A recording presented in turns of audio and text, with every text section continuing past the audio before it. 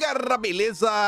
Como é que vocês estão, meus amigos? Nem preciso falar, né? Sexta-feira nunca decepciona, sempre dia de grandes emoções e começaremos falando sobre um escândalo ministerial que envolve um ministro e sua família. E se você já tá pensando no Juscelino Filho, calma, eu sei, vocês estão com saudade, mas dessa vez não foi ele. Temos aí alguns ministros que também mostram que tem um coração muito grande e suas famílias estão sempre em primeiro lugar. Vamos falar sobre isso, mais algumas coisinhas, para depois entrarmos em segurança pública. E dia 8, quero comentar sobre algumas coisinhas que eu acho que precisam ser pontuadas. E esse tema nos conecta com o próximo, que eu acho que foi o principal assunto ao longo das últimas horas. Inclusive, vários jornalistas da Globo começaram a fazer ponderações, alguns destaques, e todos eles apontando para problemas. E aí saiu uma nota, que foi uma nota bem extensa, que conversou com os especialistas no valor econômico, que eu acho que essa talvez marque o ano de 2024, pelo menos como 2024 está começando. Parece que essas relações, né, dessa nova democracia que se instalou no Brasil, ela parece que veio para ficar. E aí estão falando sobre isso, sobre essa nova relação de executivo com poder judiciário, aquilo outro, etc, tudo mais. E aí também saiu uma nota interessante na Folha de São Paulo falando que o Flávio Dino, lá atrás, apresentou uma PEC, que caso essa PEC fosse aprovada, o Lewandowski não poderia ser ministro de Lula, né? Mas normal, né? A gente sabe que a esquerda, ela muda rapidamente de pensamento por diversas vezes. Enfim, tem muita coisa pra gente comentar nesse tópico e depois aquelas agendas, aquelas coisas que acontecem no Brasil que impedem que o nosso país saia do lugar. E aí tem muita coisa também, mas não vou nem adiantar, porque eu não sei até que ponto vai dar pra ir diante da quantidade de notícias desse terceiro tema. Mas vamos começar. Vejam só. Lembra daquela história do imposto da Choquei, ó, que na verdade foi a Choquei que fez a postagem, a Janja respondeu a Choquei falando, não, o imposto quem vai pagar são as empresas, não são os clientes, e todo mundo viu o que foi que aconteceu no final do dia. Agora vem o caso que a culpa não é minha, a culpa é do posto. Vejam o que aconteceu. Veja, e aí você tira a sua conclusão, né? Se você acredita, se você aceita aí nas respostas que foram dadas pelo ministro de Lula, ou se você acha que tem alguma coisa que ainda está meio estranha que precisa ser esclarecida. Mas o Globo nos informa que verba da Câmara foi usada para abastecer carros de parentes do ministro de Portos e Aeroportos. Carros de familiares do ministro de Portos e Aeroportos, Silvio Costa Filho, foram abastecidos com combustível pago com verba da Câmara durante o período em que o político exercia mandato de deputado federal. Notas fiscais mostram que o gabinete de Costa Filho gastou recursos públicos da cota parlamentar para encher o tanque de veículos da mulher, do pai, do irmão e da cunhada entre abril de 22 e agosto de 2023. O ministro, que se licenciou em setembro para assumir a pasta, afirmou que desconhecia as informações e atribuiu a culpa ao posto. A culpa é do posto. O dono do estabelecimento disse que houve um equívoco contábil. A maior parte desses valores, segundo as notas fiscais entregues, foi concentrada em um único posto no bairro Casa Amarela, na região norte de Recife. No mesmo intervalo de tempo, Costa Filho alugava uma caminhonete, que também enchia o tanque no estabelecimento, e era utilizada para o exercício do mandato do parlamentar em Pernambuco. A locação do veículo custava R$ 11.900 ao mês. Aí veja, o ministro nega. Nos pedidos de reembolso, o gabinete de Costa Filho informou ter abastecido 48 veículos diferentes no mesmo posto. Entre as placas que constam do documento estão as de carros registrados em nome de Cristiana Bezerra, mulher do ministro, do advogado Carlos Antônio da Costa, que é seu irmão, e o ex-deputado federal Silvio Serafim Costa, que é o seu pai. Procurados, eles não se manifestaram. Não quiseram falar com a Globo. É um absurdo. Eu não sei porquê. Ainda mais sabendo que a Globo está aí não para trazer a verdade, mas para passar pano para a turma do Lula. Outro veículo abastecido com a verba da Câmara foi o da cunhada do ministro, Hildane Kelly, Ao ser procurada, ela confirmou que é dona do carro, mas ela não explicou o motivo pelo qual o automóvel consta no pedido de reembolso apresentado pelo gabinete do parlamentar licenciado. Eu também não sei. Por quê? O porquê? Por quê, ministro? O gabinete de Costa Filho apresentou notas fiscais que somam R$ 105 mil em gastos com combustível com 48 veículos no mesmo estabelecimento no período de abril de 22 e agosto de 23. Esse valor é referente a 10,8 mil litros de gasolina, além de 6,7 mil litros de diesel e 793 de etanol. Até janeiro de 23, a Câmara estabelecia que o limite mensal para este tipo de gasto era de 6 mil. Em 7 meses, nesse intervalo de tempo, o gabinete de Costa Filho gastou o teto. O teto. O teto. O cara sepa, o cara não deixa R$1 passar. Mete gasolina aí, vamos rodar. O bicho é bom de gasto, viu? Enfim, o valor depois foi reajustado para 9.300, patamar em vigor hoje. Aí tem uns pontos que eu já quero começar a questionar. Tinham, né? Até uma vez, tem 513 deputados federais. Será que a Globo, para produzir essa matéria, será que a Globo foi, assim, um dia os jornalistas acordaram de manhã e falaram, rapaz, vamos começar aqui a olhar a nota fiscal? Será? Não sei. Eu acho que não. Será que essa aqui foi aquela típica nota, que é aquela história, né? O que tá de fora é que abre a boca. Alguém de fora que tá meio chateado, o que tá acontecendo, que conhece alguma coisinha aqui, alguma coisinha lá. Ou talvez trabalhe na Câmara, nesse setor de notas, falou, ó, você acha um jornalista, olha, irmão, dá uma olhadinha nisso aqui, vai aqui que o gol é certo, vai aqui que o gol é certo. O que vocês acham, né? Como é que essas denúncias ganham os holofotes da imprensa? Será que o jornalista descobre sozinho? É uma boa pergunta, né?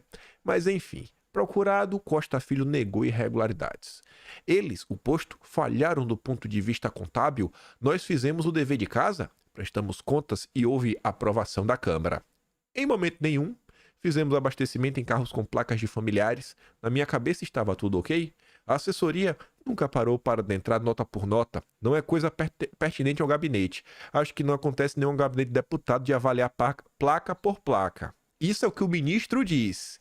Aí a Globo foi atrás da Câmara para falar, olha, o ministro falou que não é obrigação dele ficar olhando nota por nota, é ele que apresenta a nota pedindo reembolso e a obrigação de você checar. Não faz nenhum sentido.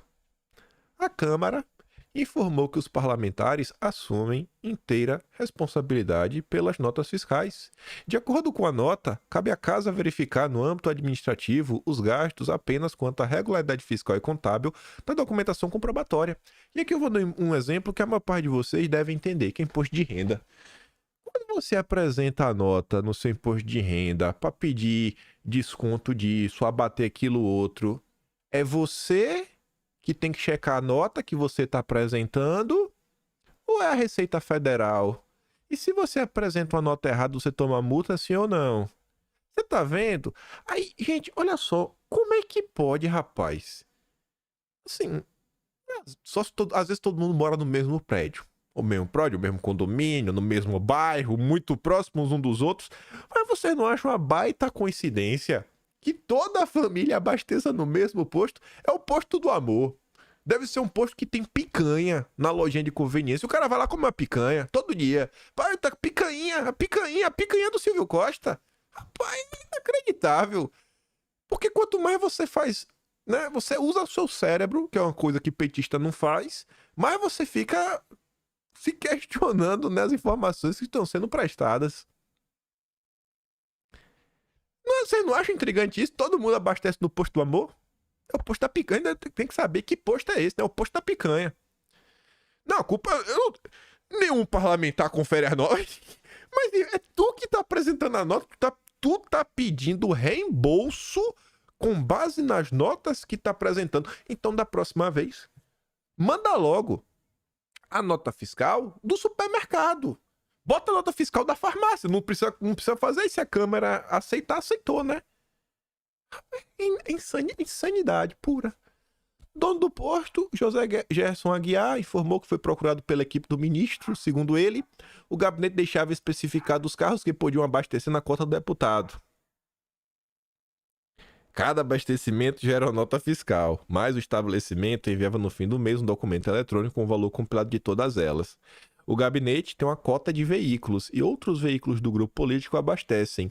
A assessoria dele, do Silvio Costa, passa uma autorização. Vou ver o que houve na separação do que era veículo oficial e o que não era, né? A culpa é do frentista. No final do dia, a culpa é do elo mais fraco. O elo mais fraco vai ser o frentista, vai perder o emprego, vai ser demitido porque tudo deu errado, né? Agora imagina. Fiquei surpreso que essa nota saiu na Globo. Eu até fiquei surpreso. Se fosse, acho, no governo Bolsonaro, a nota chegaria a uma conclusão por ela mesma, apontando que existem, talvez, indícios de irregularidades ou que o cara era santo. Mas, como é o governo Lula, né? O posto da picanha tá de boa e dificilmente essa nota vai voltar a ganhar a luz do dia. Mas é bom deixar registrado, né? Ao lado de tantos outros escândalos. E aí, só pra gente pegar aqui o bonde, né? Amigo do Lula, Ministério Público Federal abre novo inquérito contra Janones para apurar a rachadinha. Procurador instaura investigação para apurar a improbidade administrativa. Parlamentar já é alvo de processo no STF por outros crimes. Faz o L e vamos que vamos. Vamos para falar de dia 8 e insegurança pública. Vejam só.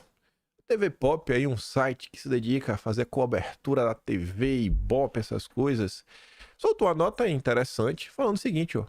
A Globo até tentou aproveitar o sucesso de audiência que foi na Globo News. Aí você fica pensando, né? Quem são as pessoas que assistem Globo News? Só os lulistas. Mas tudo bem. Mas o documentário 821, A Democracia Resiste, não garantiu números tão surpreendentes assim. Mesmo tendo passado na TV após o Big Brother 24, a produção com depoimentos de Lula e Alexandre de Moraes não chamou tanta atenção do público e derrubou os índices de audiência da emissora. O documentário registrou 11,4 pontos de média nos dados consolidados e 27,2 de share. Os números despencaram rapidamente depois da exibição do Big Brother, que teve 22,6 pontos de média. O Big Brother pegou com 22. A turma do Lula até tentou para ver se emplacava a narrativa. Não deu. Ninguém quis ficar para assistir esse documentário.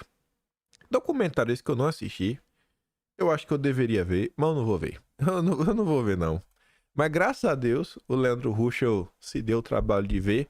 Foi uma das poucas pessoas que eu vi comentando. Eu acho que ninguém vai se dar o trabalho de ver esse lixo da Globo. Eu sei que tá pequeno para dar uma lida, né? Mas aqui só para mostrar para vocês a postagem dele lá no Twitter. E aí eu vou dar um zoom pra gente ver. Um comentário de uma pessoa de direita que assistiu. Pode não estar 100% preciso, mas eu acho que pelo menos é um direcionamento, né, que dá pra gente saber minimamente qual foi o tom adotado e o que foi abordado. Aí o Ruschel fala o seguinte: a democracia resiste, demonstra o grau de colaboracionismo da Globo com o regime autoritário lulopetista. Assistiu ao documentário da Lula News sobre o dia 8 de janeiro, A Democracia Resiste, pelo título e pela postura de vassalagem da Globo em relação ao descondenado dos últimos anos, já era de se esperar que não passaria de um panfleto de defesa do governo. Mas é pior do que isso. É pior do que uma peça de propaganda. A montagem é ruim, o roteiro é desinteressante, pois mostra apenas um lado da história. Não há um único entrevistado ou a única linha que apresente minimamente uma visão questionando a narrativa oficial, propagada diariamente pela militância de redação ad nauseam no último ano. Mas o maior problema é a inexistência de uma introdução ao tema. Não é explicado os motivos do protesto.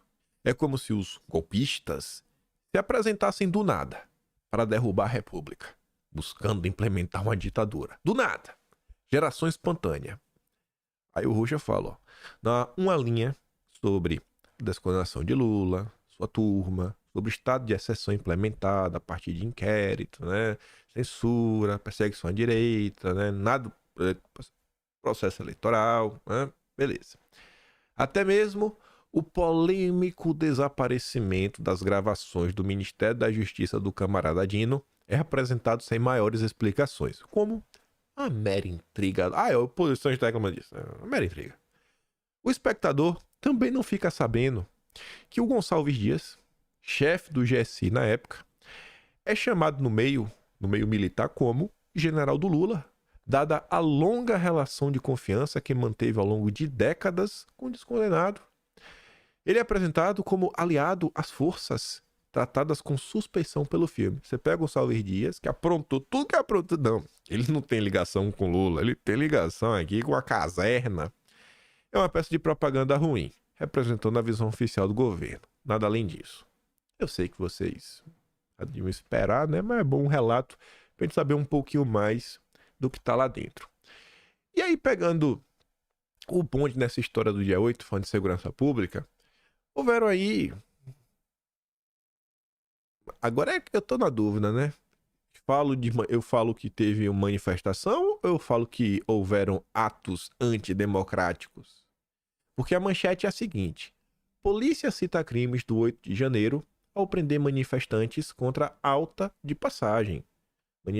Tanto que nem a manchete coloca, né, que foi uma manifestação. Você pode ter atos antidemocráticos, que você tem manifestantes, né, que são pessoas antidemocráticas. Mas tá ali. A Polícia Civil de São Paulo citou contra 13 manifestantes detidos durante um protesto contra o aumento da passagem de trem e metrô nesta quarta, os crimes de corrupção de menor, associação criminosa e abolição violenta do Estado Democrático de Direito.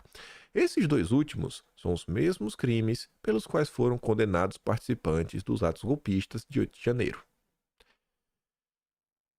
A turma da esquerda está apoiando essa perseguição há muito tempo.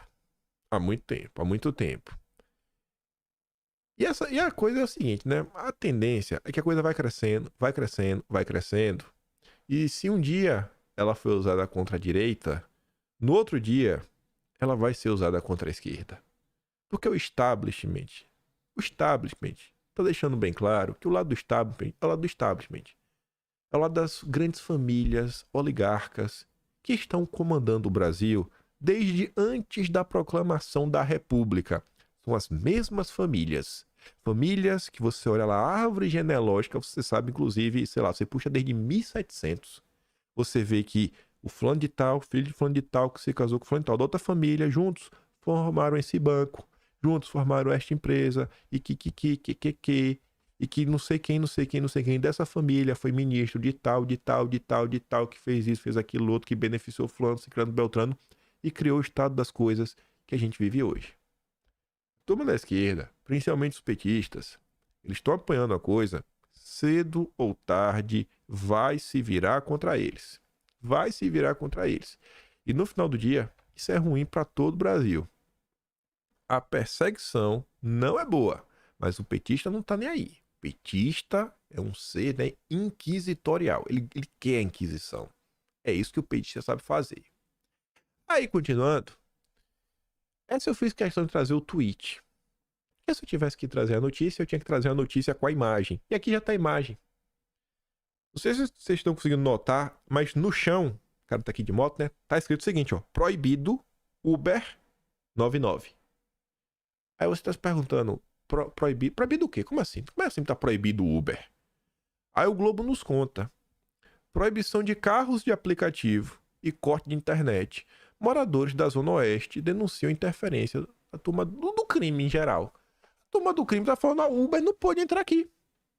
Não pode entrar aqui. A Constituição fala sobre o direito de ir e vir. É cláusula pétrea, não pode ser removido. E aí? E o que vai ser feito?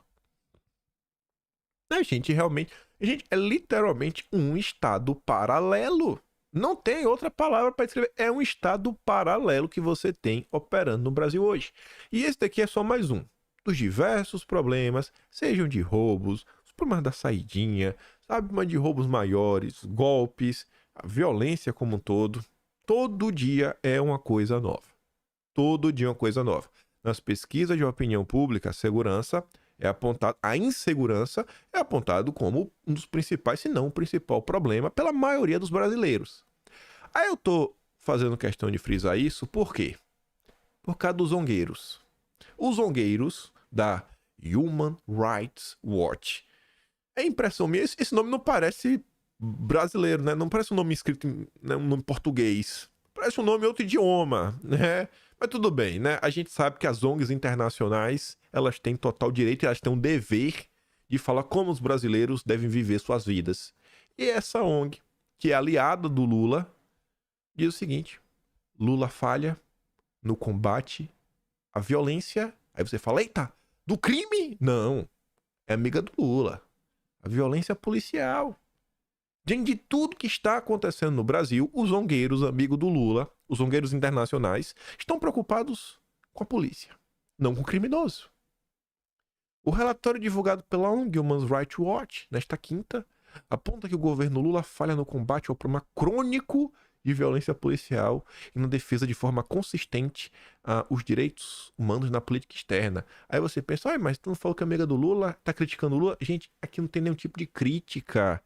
Uma matéria como essa é só para dar subsídio, para criar aquele alicerce pro Lula reprimir a polícia. E falar, não, eu não estou reprimindo a polícia porque eu sou petista, porque eu gosto de perseguir. Não, eu estou reprimindo a polícia porque as ONGs me falaram que eu preciso reprimir a polícia. Eu estou dando enquadro, colocando a polícia onde ela merece, porque as ONGs estão mandando. E eu acredito nas ONGs. Procurado. O Ministério dos Direitos Humanos e da Cidadania afirmou que o relatório é sucinto e deixa de apresentar a dimensão do esforço de reconstrução das políticas de direitos humanos promovidas a partir de 2023. Olha que palavreado bonito, né? Olha como o governo é respeitoso na hora de responder aos zongueiros. O órgão cita diversas políticas que não são citadas pelo relatório, como as caravanas de direitos humanos que olham para as condições do sistema prisional. Ongueiros do meu planeta Terra, não nos critiquem. Olhem como nós estamos preocupados com os presidiários. E teve pontos positivos, tá vendo? Os zongueiros, mesmo com essas falhas, veem que o governo Lula é um governo amigo. Entre os pontos positivos, a ONG destaca a reversão de políticas prejudiciais da gestão Jair Bolsonaro e considera que foram implementadas boas iniciativas relacionadas ao meio ambiente e direitos sexuais e reprodutivos, meu corpo, minhas regras, como a promoção da educação em saúde sexual nas escolas. Qual é o problema para vocês e para as pessoas que vocês conversam? A falta de segurança ou a violência policial? Aí vem a turma da Globo News. Até na hora de falar a verdade, eles precisam mentir. Precisam criar espantalhos. A esquerda permanece, vamos dizer, presa à ideia ideológica de que o problema da criminalidade não está no crime, mas fora do crime. Isso faz com que a esquerda não tenha respostas claras das propostas brutais apresentadas pela extrema-direita, na qual a polícia vira, né, uma máquina de repressão e tirar vidas. Gente, esse é o plano da segurança pública da direita? Tem certeza? Tem certeza que o plano é esse? É só combater de forma truculenta? Você vê como são as coisas. Até para falar a verdade, que a esquerda não tem condições, não tem projeto. A esquerda não tem um projeto para a segurança pública. Não tem. Até para falar isso, o cara tem que inventar um espantalho. Para falar, não, a extrema-direita é um problema. O debate deveria ser feito de uma maneira aberta. Qual é a proposta da esquerda, baseada nos direitos humanos, para que o público tenha segurança, que é um bem público? É janeiro de 2024 e eu acho que na última semana nós devemos ter comentado, essa aqui é pelo menos a terceira vez, de alguma nota da imprensa começando a cobrar um projeto de país. Teve a da Mônica Bergamo, no Lewandowski, quando ele fala todas as letras, eu vim para um projeto de país. Aqui agora falando de projeto, e teve outro que eu não estou lembrado. Eu acho que isso não é aleatório. Estamos ano de eleição e a turma já está preocupada com 24. Eu acho que essa discussão, projeto de país, projetos para áreas específicas, eu acho que ela vai ganhar os holofotes da mídia, noticiários, das redes sociais. E por isso que eu insisto tanto. A direita tem que debater sobre isso. Tem que falar sobre essas questões. E aí, fazendo um gancho na segurança pública, para minha surpresa, em um artigozinho michuruca, né, que passa mais pano do que critica, a Vera Magalhães fala sobre segurança pública, mas fala mais. Porta giratória, STF governo. Necessidade de ter um canal permanente com o Supremo para se blindar de derrotas no Congresso deixa até segurança pública em segundo plano. Nesta quinta, ao formalizar que não deixa de ser uma triangulação não direta com a ida de Dino para o Supremo e a vinda de Ricardo Lewandowski, Ministério da Justiça, em seu lugar, meses depois de se aposentar do mesmo Supremo, Lula louvou o fato de ter mandado um político para a corte, justamente a pecha que os adversários da indicação do maranhense mais combateram. O Lula não tem nenhuma vergonha. O Lula não liga. Ele não liga. Ele falou que eu tô mandando um comunista pra lá. A empresa mandou. Agora eu vou tomando um político pra lá. Ninguém liga. Ele não liga. Aí a Magalhães diz, de novo, não está naqueles atributos listados pela Constituição ser político. Quais são os... Não, sem indicar alguém não. É ter reputação ilibada, é ter notório saber na área que você está indicando a pessoa, mas não tem, não, no cara tem que ser político. Não, isso não faz parte do pacote. Mas pro Lula é muito bom. A Vera Magalhães até fala, né? A mistura de magistratura e política tem se mostrado bastante espinhosa nos últimos anos. A ideia de contar com o Supremo como um ministério a mais, explicitada pelas escolhas recentes de ministros, também se espraia para a escolha de Lewandowski para a Justiça. Sim, o ministro traz consigo a respeitabilidade de quem vestiu a toga mais prestigiosa do país por quase 20 anos, mas é para lá de inusual que quem tem ocupado uma daquelas 11 cadeiras faça tão rapidamente a travessia da Praça dos Três Poderes e passe a dar expediente no governo que outrora tinha a missão de julgar em diferentes contextos. Ao deixar claro que pretende contar com a sinergia entre Justiça e Supremo, algo que uma ala rápida de semiótica permite depender só da foto em que juntou o ministro que sai numa espécie de cumprimento de basquete, Lula demonstra que sua prioridade na sucessão da Justiça está em ter uma garantia para reverter ou se blindar de derrotas no Congresso, e não na segunda atribuição da pasta, a espinhosa segurança pública. Aí a Vera Magalhães faz análise. Ponto. E aí? Isso é bom e isso é ruim, Vera?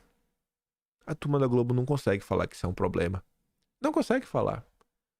Assim, é só falar, isso tá acontecendo, né? Pô, é assim. Né? Aí o leitor tira suas próprias conclusões.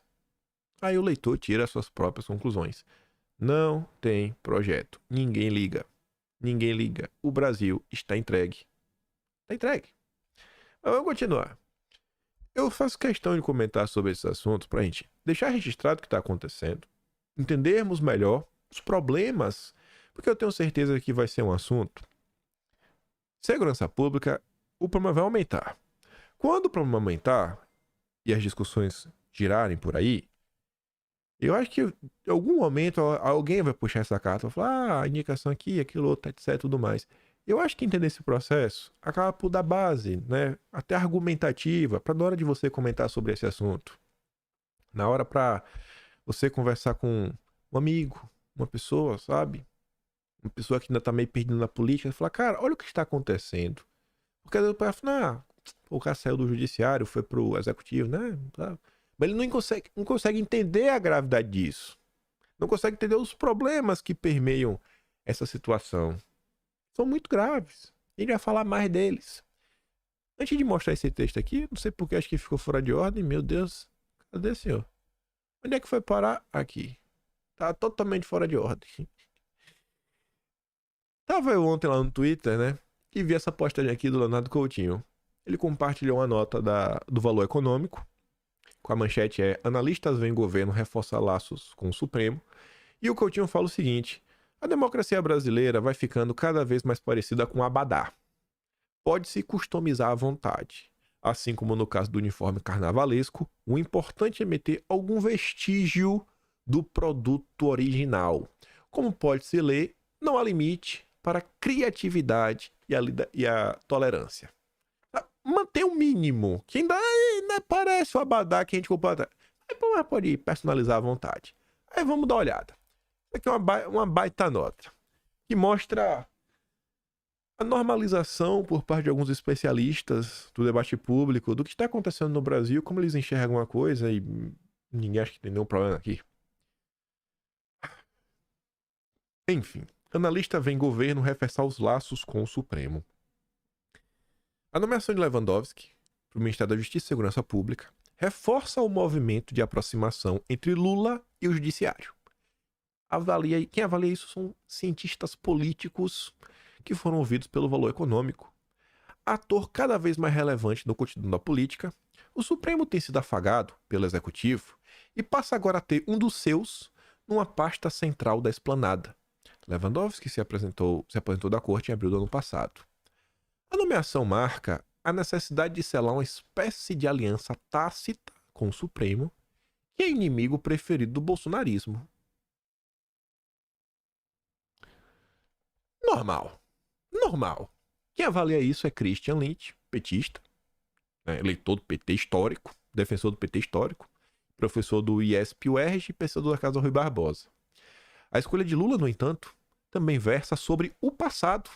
Aponta o mesmo cientista político que sempre foi eleitor do Lula.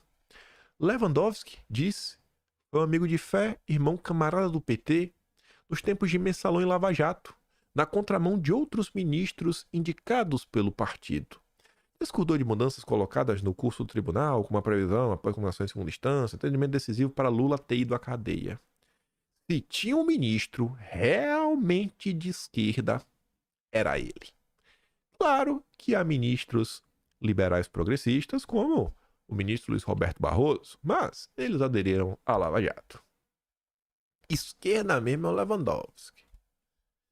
Em um contexto de mudanças no presidencialismo de coalizão e de dificuldades do governo no Congresso, apesar de importantes aprovações de projeto em 2023, o Judiciário acaba cumprindo um papel na governabilidade. É meio estranho, né? Mas tudo bem. Abre aspas por Christian Lynch. Isso explica... Ele já inventou até um termo agora. Já inventou um termo novo. Judiciarismo de coalizão, que é uma espécie de presidencialismo de coalizão que inclui o Supremo, como se o Supremo fosse uma espécie de Senado do Senado. É a casa revisora da casa revisora, só que nessa casa não existe a possibilidade de você derrubar o veto. Porque assim, ó, o Senado às vezes decide uma coisa, aí o projeto volta para a Câmara. A Câmara pode chegar lá e... Não, vamos mudar. Aí qualquer voto de novo tem... Aí o presidente pode chegar, não, vou votar isso aqui, eu não quero. E assim, como é que funciona isso? Como é que funciona? Não, o cara fala, não, eu não quero, e aí? E aí vai ter o quê? Aí vai ter o Pacheco aparecendo na TV, não, porque isso aqui é meio complicado, né? Mas decisões judiciais, nós temos que cumprir as decisões judiciais. Gente, o que é que tá acontecendo nesse país? E a turma tá tratando com a maior normalidade como um marco de uma nova fase da democracia brasileira. Acho que isso é uma coisa que vai virar permanente. O Supremo para qualquer presidente vai virar poderoso demais para não ser incluído no esquema de governabilidade. O problema é que hoje as pessoas cada vez mais estão tomando um lado. Então, se você coloca um cara que é refratário, que as ideias não vão de acordo com o que o Supremo quer, você perde todas. Você não tem mais país. Você não tem mais opção de colocar uma agenda que a população escolheu nas urnas, porque agora você tem o Senado do Senado. Sério mesmo, eu acho que eu sou burro. Eu acho que o burro sou eu que não tô conseguindo entender como isso, sabe, é uma nova forma de democracia. Acho que o burro sou eu. Eu sou burro. Me perdoem por ser burro. Me perdoem por ser burro. Me perdoem por ter questionado o Christian Lynch. Ele é cientista político. Eu sou burro. Ele é professor também. Pô, a corte endossa a cientista política Mayara Goulart, da UFRJ, ganhou protagonismo ao longo dos anos em duas frentes. Primeiro, pela judicialização da política no período da Lava Jato. Depois, com barreira de contenção da extrema-direita no governo de Jair Bolsonaro. O Supremo torna-se um player importante no contexto atual em virtude da defesa das minorias e por ter sido a barreira de contenção à ascensão da extrema-direita. Graças a Deus que tem alguém para proteger as minorias. Antes disso, porém, por causa de um processo crescente de ativismo judiciário, que acaba desembocando numa atuação excessivamente política, ele, o judiciário, também vira um ator fundamental, porque acaba incidindo no processo de validação das escolhas políticas.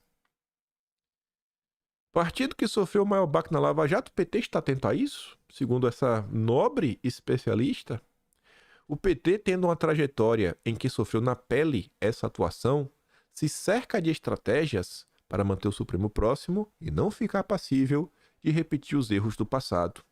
Como ter uma maioria de indicados na corte e ter nela o mínimo de apoio para a manutenção do seu projeto político validado nas eleições. Tá bom. Diz a coordenadora do Laboratório de Partidos, Eleições e Política Comparada. Esse judiciarismo de coalizão citado por Lynch, segundo ele, teve outros sintomas, como a nomeação do novo PGR, né, o doutor Paulo Gonet, articulado pelos ministros da Corte Suprema. O governo coloca um valete em cada lugar e todos eles têm contato entre si. Monta-se uma espécie de time que consegue se comunicar e jogar junto. Se o ministro da Justiça tem algum problema no Supremo, quem vai conversar com os ministros é o Lewandowski, que já conhece todo mundo, não vai ter confrontação. Essa proximidade ajuda em temas institucionais, facilita o acesso. Eles todos se conhecem há tempos, são do mesmo time. Mesmo quando se aposentam, continuam em volta, frequentam-se. As famílias se conhecem. Tudo isso facilita quando você precisa fazer alguma espécie de lobby que é fundamental. Não há desconfianças. Fica tudo dentro da família.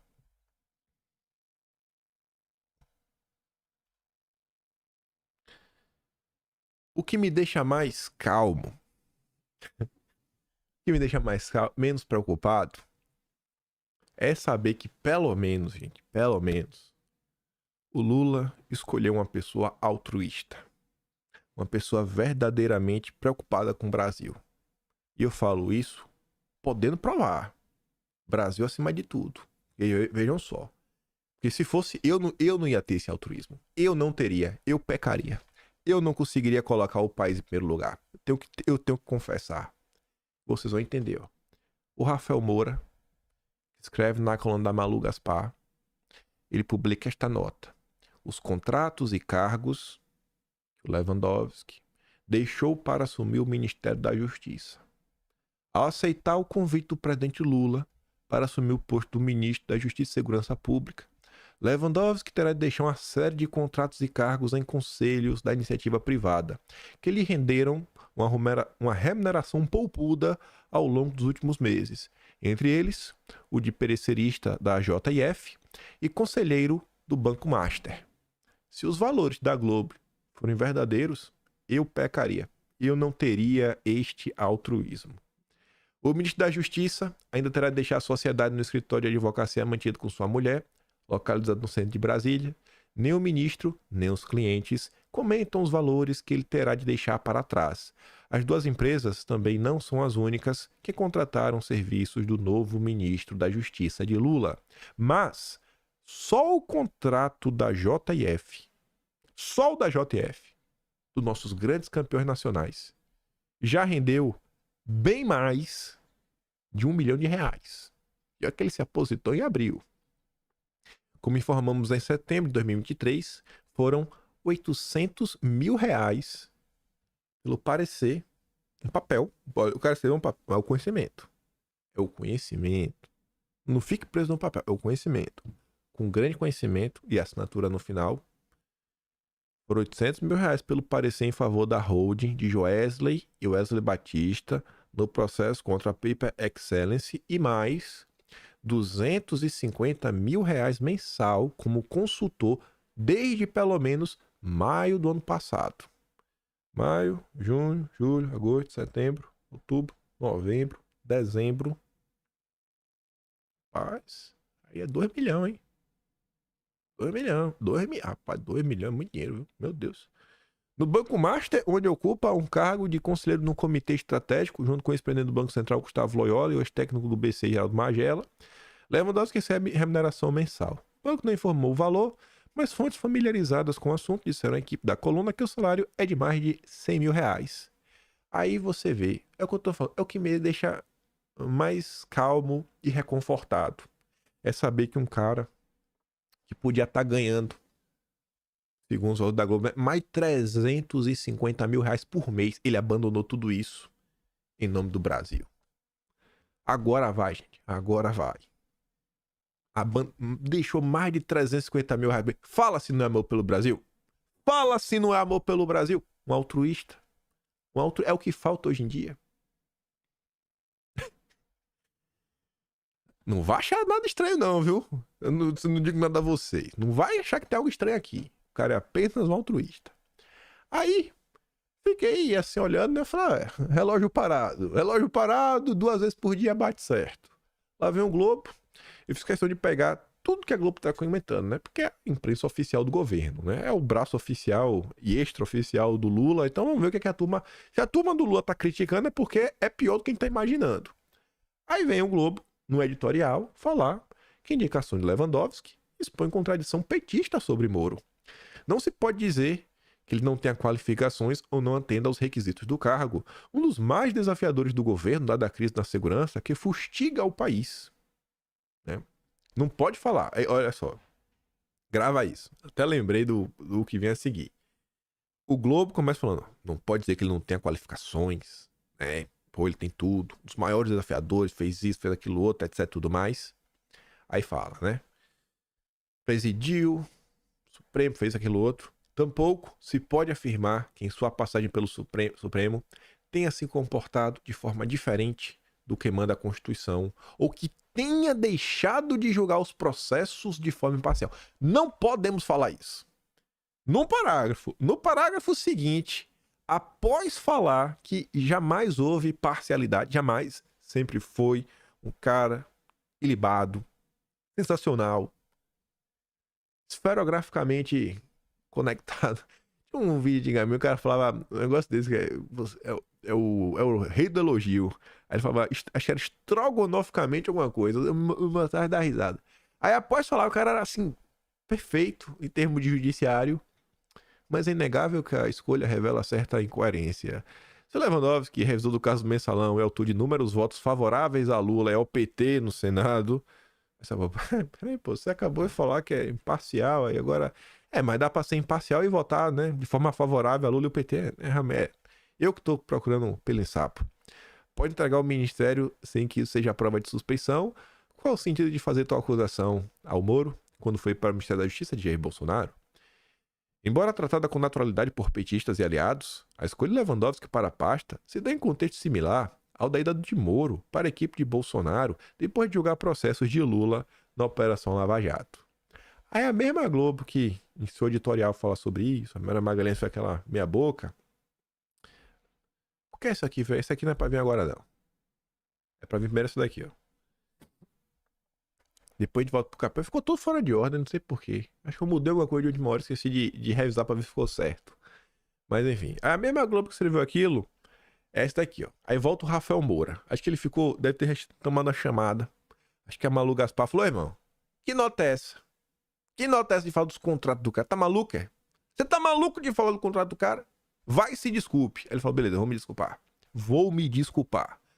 A dívida de gratidão de aliados de Bolsonaro com Lewandowski. Lá vai a Globo falar que os bolsonaristas são muito gratos a Lewandowski. Pela manchete, parece que isso faz sentido, gente? Pela manchete, do que vocês acompanham na política, vocês acham que isso daqui tem algum resquício de realidade? Aí eu vou pegar um dos casos que a nota pontua. Um dos casos que fazem os bolsonaristas serem muito gratos, uma das decisões de Lewandowski, que era nas graças dos bolsonaristas, foi o arquivamento, em maio de 2022, de um inquérito aberto contra a Bia Kicis por preconceito de pele racial. Tu acha que a Bia Kicis fez isso? Tu acha que a Bia Kicis fez isso? Então assim, o cara arquivou um negócio que eu acho, não sei se a Bia fez. Ai, olha só falta falar que ela é bolsonarista, né? Aí tá lá. A ação contra a deputada foi motivada por uma postagem de setembro de 2020, a gente vai ver que postagem é essa, em que ela fazia referência para um programa de trainee na Magazine Luiza, que reserva vagas para na época, era apenas se você fosse negro. Na montagem, a imagem dos ministros Sérgio Moro e Mandetta, com o rosto pintado de negro, acompanhado do texto "Não tá fácil para ninguém, vem ser feliz, prezado, não dá mais para ficar em casa". Não é só isso. Essa descrição da postagem da Bia Kicis é totalmente errada. Totalmente errada, sem nenhum contexto, assim como foi o relato do Leandro Russo sobre o documentário da Globo. Aí depois a nota fala assim, ó. Um professor de Bauru acionou a justiça sob a alegação de que a parlamentar induziu e incitou a discriminação e preconceito. Sabe? Subjetividade. Mas a PGR defendeu o arquivamento do caso que foi atendido. Então, olha só, porque o cara atendeu o P da PGR para arquivar uma coisa que eu acho que não foi bem assim como o professor de esquerda queria fazer para perseguir uma pessoa. Os bolsonaristas amam Lewandowski, é dívida de gratidão. A Globo tá de brincadeira. A postagem foi essa. O que foi que aconteceu na época? Moro já tinha sido demitido, o Mandetta também. E aí, a Magazine Luiza tinha feito aquele programa. E o engraçado é o seguinte: olhem o tweet da Bia. Olha, inclusive, o que ela escreve que o repórter da Globo não coloca. Cuidado. Se você consegue enxergar preconceito nesse post, ao invés de vê-lo na atitude da Magazine Luiza, o estrago do ensino aos modos de Paulo Freire pode ter sido muito grave na sua capacidade de interpretar textos e compreender a vida. A Bia tá falando, se tu tá vendo preconceito aqui, tu tá com algum problema. Passado o tempo, lá vai o professor petista. Eita, aqui eu vou acionar o Ministério Público. Aí a PGR pede arquivamento. Beleza. Aí você vê ali, ó. Sem emprego e cansado de errar o pico, Mandetta muda a cor e manda currículo para a Magazine Luiza. Não dá mais para ficar em casa. Desempregado, o blogueiro Sérgio Moro faz mudança de visual para tentar emprego no Magazine Luiza. Vem ser feliz, prezado. Era sobre isso, nesse contexto. Pra falar, cara, é só por causa da cor, então assim, o coisa vai com seu emprego. Foram críticas que as pessoas estavam fazendo, falando que isso, inclusive, era uma medida que ia causar divisão na sociedade. Vai falar o quê, né? Falar o quê? Mas aí, ficou fora de ordem, né? Aí vamos voltar. Deixa o cachorro tô latindo, enfim. Se os bolsonaristas são muito gratos ao Lewandowski, parece que os petistas não sabem o que é gratidão para com seu grande aliado e irmão de batalha, o Ricardo Capelli. Ontem saiu no Metrópolis, ali embaixo, o dirigente do PT diz que Capelli era antipetista e anti-Lula. Isso para justificar que a expulsão dele, né, da pasta. Aí vem lá o Alexandre Gonçalves, que é uma esquerdinha clássico, mas é uma esquerda que está se colocando como oposição a Lula. O que o PT fez com Capelli foi asqueroso. Ele serviu exemplarmente, descascou todos os abacaxis que foram dados a ele para no final ser chutado. E a Marina? Não criticava o PT? O Alckmin amava o PT? Que nojo! Aí o Vilimigo resume, né? O PT é assim, ele usa e descarta. Ou você é útil, ou você é descartável. Aí, olha que engraçado, né? Talvez o Capelli ainda tivesse o seu emprego se no passado uma PEC apresentada pelo novo ministro supremo, o senhor Flávio Dino, tivesse avançado, sido aprovada e promulgada. Dino apresentou PEC como deputado que barraria Lewandowski em ministério de Lula. No ano de 2009, o senhor Flávio Dino apresentou uma PEC que criava um mandato de 11 anos para integrantes da corte e, ao deixar a corte, seria necessário cumprir uma quarentena de 3 anos antes de assumir o exercício de cargos em comissão ou de mandatos eletivos em quaisquer dos poderes e entes da federação. Veja como são as coisas. É o Brasil. Mas eu tenho certeza que hoje ele deve falar, eu tava errado. Era menino novo, inconsequente, não sabia do que eu estava falando, não sabia do que eu estava fazendo. Aí, gente, essa nota tem uns pontos interessantes que a Folha foi conversar com alguns especialistas do direito para falar sobre isso, sobre quarentena. Poxa, é uma nomeação extremamente polêmica. Acho que muito mais grave e que eu acho que a gente ainda não entendeu a profundidade dela. Eu tô, assim, realmente me questionando quando eu vi aquela análise lá do valor econômico, né? Do que os petistas estão... Vamos dar um termo novo? Judiciarismo de coalizão. Mas enfim, a Folha conversa com Rubens Gleiser, que é professor de FGV, de Direito da FGV em São Paulo e um dos coordenadores do Grupo Supremo em Pauta. E aí, o Rubens classifica como problemática a existência de qualquer carreira com impacto público após a saída do tribunal. Aspas. Você tem uma pessoa capaz de desequilibrar as relações de uma maneira desproporcional. É crucial pensar uma quarentena definitiva, uma aposentadoria obrigatória no valor integral para a pessoa que sai do Supremo não poder trabalhar. Eu acho que você já ganhou muito bem. Eu acho que a aposentadoria já é boa demais atualmente. O professor defende que a restrição também seja aplicada a familiares diretos de ministro. Sem essa mudança, Gleisi afirma que há risco de se criar um cenário de desconfiança com a justiça. Professor de Direito do INSPER e autor do livro O Supremo, Entre o Direito e a Política, Diego Werneck, acrescenta que a decisão do ministro de ir para o governo faz com que as decisões tomadas por ele no Supremo, especialmente em seus últimos meses, sejam vistas de forma diferente, além da possibilidade de influenciar outros integrantes da corte.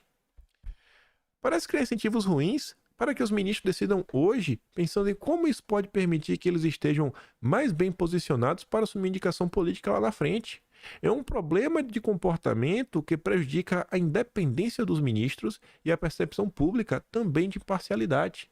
E mais um operador do direito, doutorando pela Escola de Direito da Universidade de Yale e pesquisador de Direito Constitucional Tomás Pereira, acrescenta que a legitimidade é uma questão de percepção.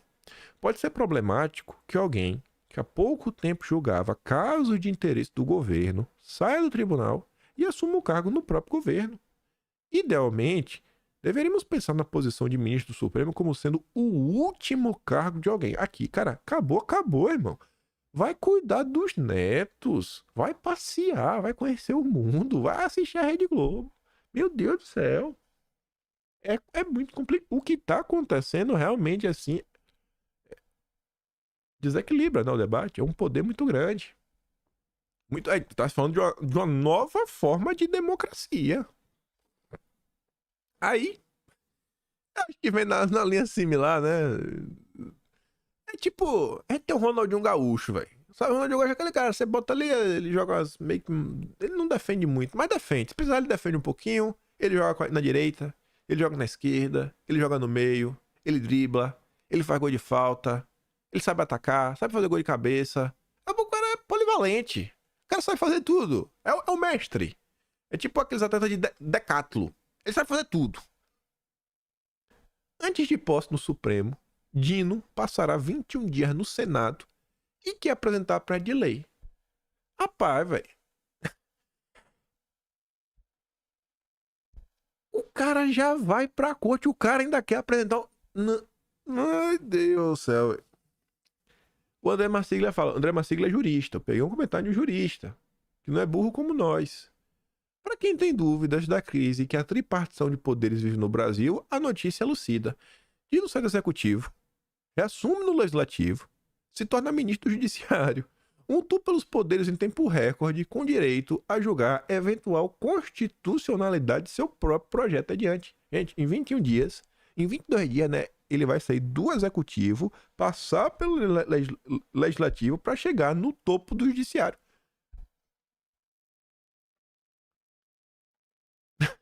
Não tem mais o que falar, não tem mais o que falar, não tem mais o que pontuar, nada além disso.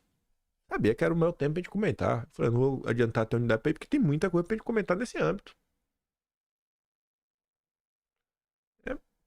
Mas vamos lá, quem já falou mais sobre isso. Falando também sobre o valor econômico, o Luiz Carlos Bresser Pereira tinha postado o seguinte, ó, o valor de hoje publicou uma reportagem interessante sobre a visão do império ou do norte global sobre a política externa do governo Lula. Em forma de Genebra, o repórter Assis Moreira que sua vitória na eleição presidencial causou grande alívio lá em cima. A Mônica Bergman ainda tem coragem de falar, ó, Bresser e a pressão dos Estados Unidos sobre a...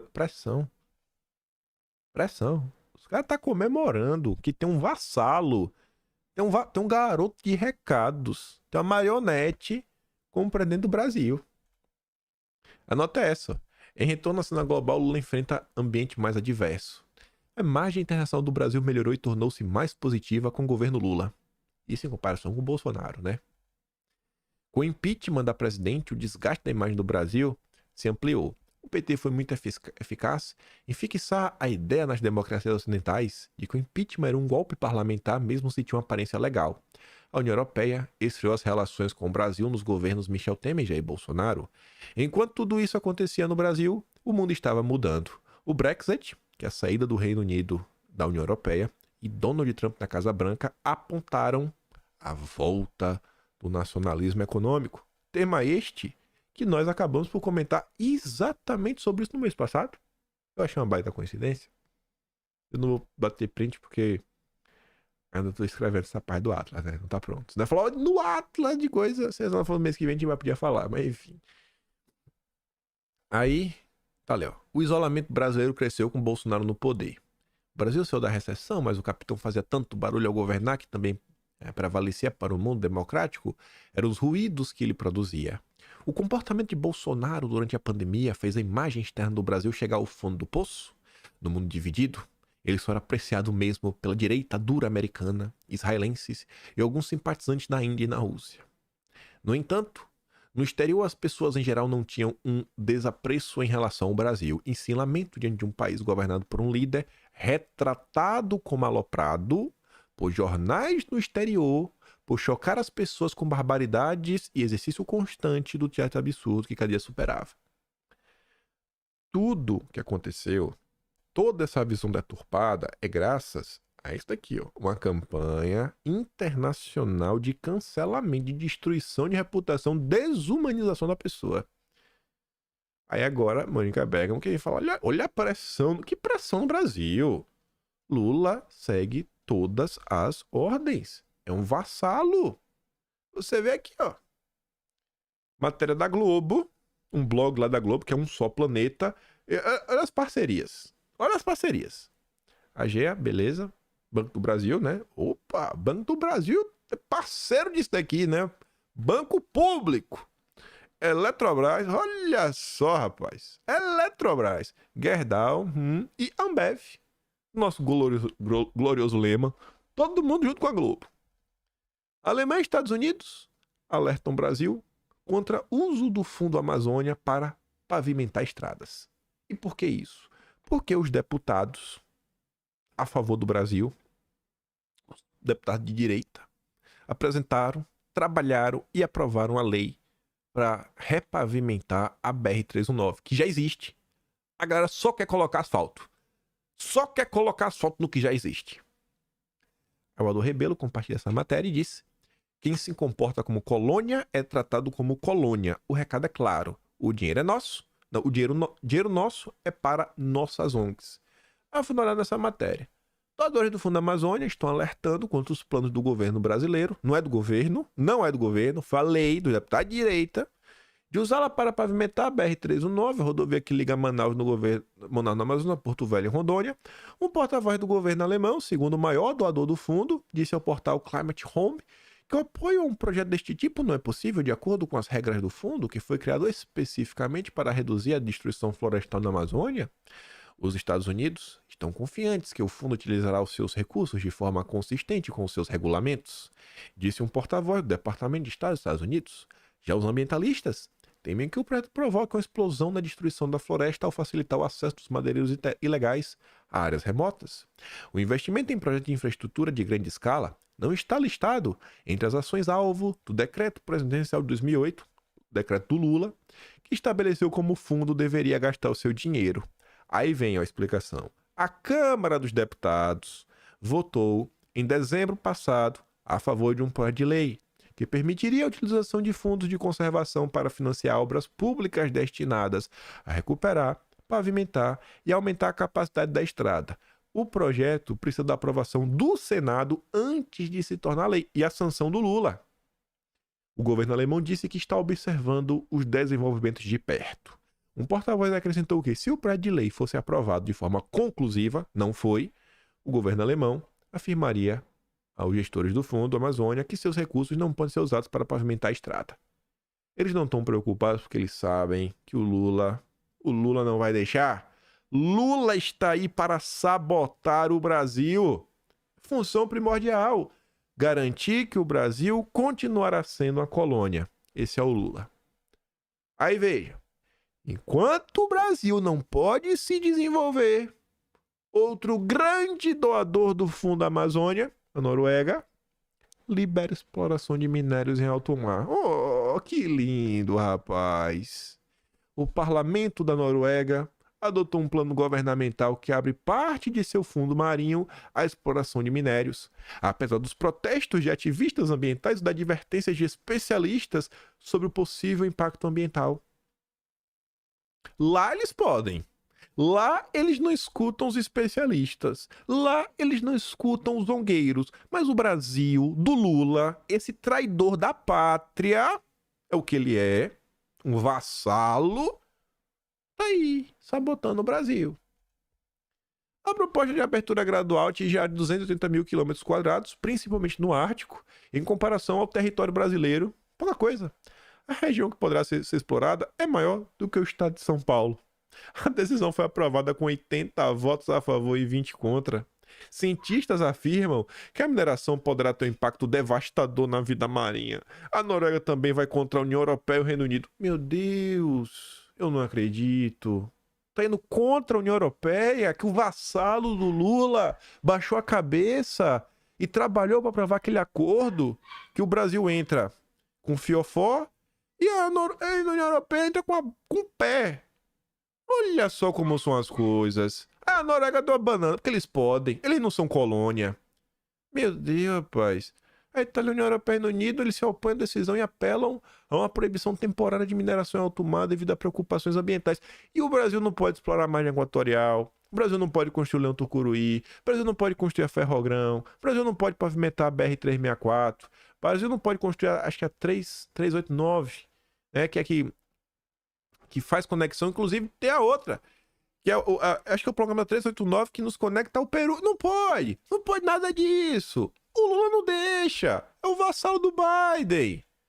Aí, pra piorar, na mesma linha dessas notícias, a turma tá em greve. Governo petista, governo do amor. Servidores do ICMBio aderem à paralisação e suspendem a atividade do campo. Na turma ICMBio, Instituto Chico Mendes, um monte de ongueiro. Para o contraventor, a paralisação é uma boa notícia. Para quem está aguardando uma vistoria, como uma plataforma de petróleo, uma usina de energia, isso pode significar perda de prazo, vencimento de documentação e convalidades. Só do PAC há 3 mil processos de licenciamento ambiental aguardando a análise do IBAMA. E aqui na sequência, falando do IBAMA, paralisados, servidores do IBAMA suspendem análise de novas licenças ambientais, o que afeta obras como as do PAC. Essas pessoas estão fazendo o Brasil de refém. Essas pessoas estão fazendo o Brasil de refém. É inaceitável isso. É inaceitável isso.